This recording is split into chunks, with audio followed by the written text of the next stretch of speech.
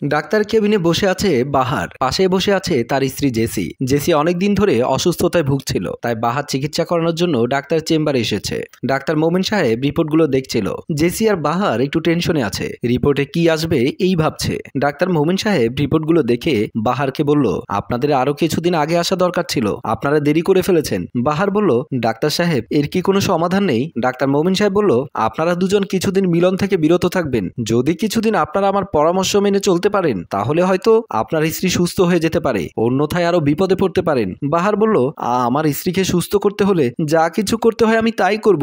আপনি পরামর্শগুলো লিখে দিন আর সাথে করে ওষুধগুলো লিখে দিন, আমি আপনার পরামর্শ মতোই চলবো। আমি শুধু আমার স্ত্রীকে সুস্থ দেখতে চাই। ডাক্তার মোমেন সাহেব বলল, এত ভেঙে পড়বেন না, আমি তো আপনাদের পাশে আছি, আপনারা শুধু আমার একটু পরামর্শ মতো চলবেন, তাহলে আপনার স্ত্রী একদম সুস্থ হয়ে যাবে। ড্রয়িং রুমে মন খারাপ করে বসে আছে জেসি। জেসি তার স্বামীকে নিয়ে খুব টেনশন করছে। জেসির সাথে তার স্বামী বাহারের কতদিন হয়ে গেছে মিলন হয়নি। তার স্বামী সপ্তাহে 4 দিন মিলন করতে না পারলে বাহার অনেকটাই উত্তেজিত হয়ে যেত। সে বাহারের আজ 2 মাস হয়ে গেছে জেসির সাথে কোনো মিলন হয়নি। বাহারের কষ্ট জেসি বুঝতে পারছে। এমন সময় ড্রয়িং রুমে আসলো তাদের বাড়ির কাজের মেয়ে ইভা। ইভা 1 কাপ চা জেসিকে এনে দিয়ে বলল, ম্যাডাম আপনার কি হয়েছে?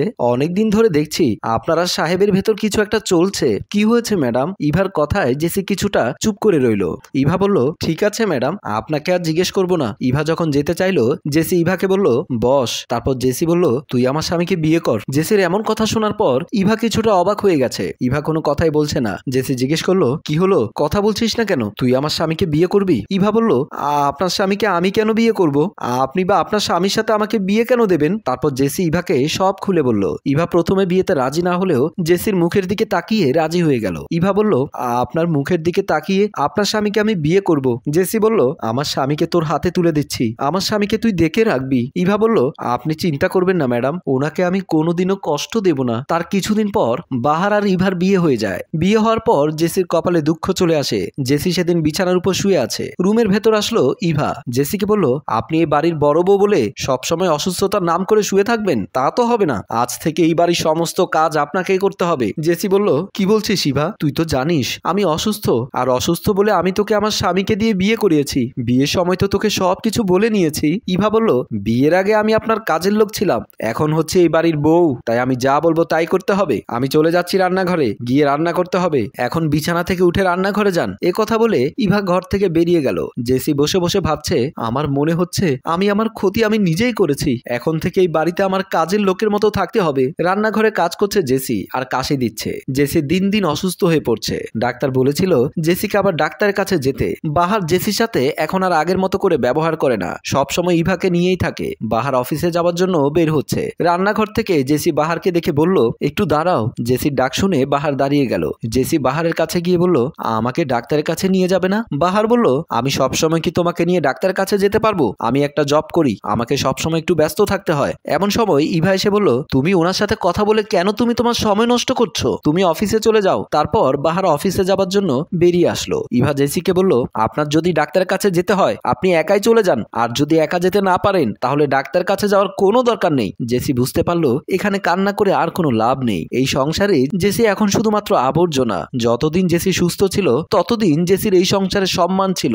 অসুস্থ হওয়ার পরে জেসির স্বামী বাহার জেসিকে আর দেখতে পাচ্ছে না। যে কাজের মেয়েকে বউ করে এই বাড়িতে আশ্রয় দিয়েছিল সেই কাজের মেয়ে ধীরে ধীরে এই বাড়ির কর্তা হয়ে উঠলো। এই ভেবে জেসি ওখান থেকে চলে আসলো। ইভা মনে মনে ভাবছে, কাজের মেয়ে থেকে এই বাড়ির বউ হয়েছি, 2 দিন পর বউ থেকে এই বাড়ির মালিক হয়ে যাব, এই বলে হাসতে লাগলো। ডাক্তারের চেম্বারে বসে আছে মোমেন সাহেব, তার পাশে বসে আছে জেসি। ডাক্তার মোমেন সাহেব বলল, দিন দিন আপনার অবস্থা খারাপের দিকে যাচ্ছে, আপনাকে বলেছিলাম কিছুদিন একটু বিশ্রাম নিন, কিন্তু আপনি আমার কথা শুনেননি। মনে হচ্ছে দিনরাত পরিশ্রম করে যাচ্ছেন, এমন যদি করে থাকেন তাহলে কিন্তু আমি আপনাকে বাঁচাতে পারবো না। জেসি বলল, আমি আমার কাজের মেয়েকে দিয়ে আমার স্বামীকে বিয়ে করিয়েছিলাম, ভেবেছিলাম কাজের মেয়ের হাতে সংসার তুলে দিয়ে আমি কিছুদিন একটু বিশ্রাম নেব, কিন্তু বিয়ে দেওয়ার পর বুঝতে পারলাম আমার সংসারটা আর আমার হাতে নেই, সংসারটা এখন কাজের মেয়ের হাতেই চলে গেছে, কারণ কাজের মেয়ে থেকে বউ হয়েছে, বউ হয়ে আমার স্বামীকে আমার কাছ থেকে কেড়ে নিয়েছে। ডাক্তার মোমেন সাহেব বলল, আমি আপনার জন্য আর কিছু করতে পারবো না, আপনি আপনার শর্তগুলো মেনে নিচ্ছেন না। জেসি বলল, সব উপরওয়ালার ইচ্ছা, আমার স্বামীকে আমার কাছ থেকে কেড়ে নিয়েছে, এখন আমি ওনার কাছে চলে যেতে চাই। পরের দিন সকালবেলা ইভার বাহার বিছানার উপর শুয়ে আছে। দিনটি ছিল শুক্রবার, তাই বাহারের অফিস ছিল না। ইভা ঘুম থেকে উঠে যেতে চাইলো। বাহার হাতটি ধরে বলল, এখন না, তুমি আরেকটু পর যাবে, আমাকে একটু আদর দিয়ে যাও। ইভা বলল, সারা রাত তোমাকে আদর আদর করি তবুও তোমার মন ভরে না। বাহার বলল, সারা রাত তুমি আদর করলেও মন ভরবে না। তখন ইভা বলল, এখনো মনে হয় রান্না রেডি হয়নি, যদি খাবার রেডি হতো তাহলে তো তোমাকে অবশ্যই ডেকে দিত।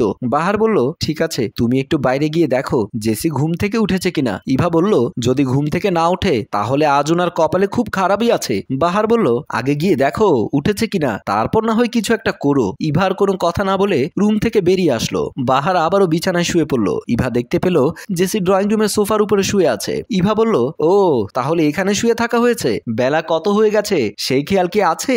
আমাদের এখনো খাবার খাওয়া হয়নি, সকালের খাবার কি আমরা দুপুরে খাবো? ইভা এত কথা বলে যাচ্ছে, জেসি কোনো কথাই বলছে না। তারপর ইভা বাহারকে ডেকে বলল, তুমি একটু ড্রয়িং রুমে আসো তো। ঘর থেকে বেরিয়ে আসলো বাহার। ইভা বলল, আমি অনেক সময় ধরে ওনাকে ডাকছি কিন্তু উনি কোনো কথা বলছেন না। বাহার বলল, কি বলছো? এই কথা বলে বাহার জেসির হাত ধরে দেখতে পেল জেসি আর বেঁচে নেই। তারপর বাহার কান্না করা শুরু করে দিল। পাশে দাঁড়িয়ে ইভা মন খারাপ করে রইল। বাহার কান্না করেই যাচ্ছে। বাহারের একটু অবহেলায় জেসিকে হারাতে হলো। জেসি ভালোভাবে সংসার করতে চেয়েছিল, তার জন্য কাজের মেয়েকে স্বামীর সাথে বিয়ে দিয়েছিল, কিন্তু সুখ জেসির কপালে জুটলো না। সম্মানিত ভিউয়ার্স, গল্পটি আপনাদের কেমন লেগেছে? যদি ভালো লাগে তাহলে লাইক, কমেন্ট, শেয়ার করে পাশেই থাকুন। ধন্যবাদ।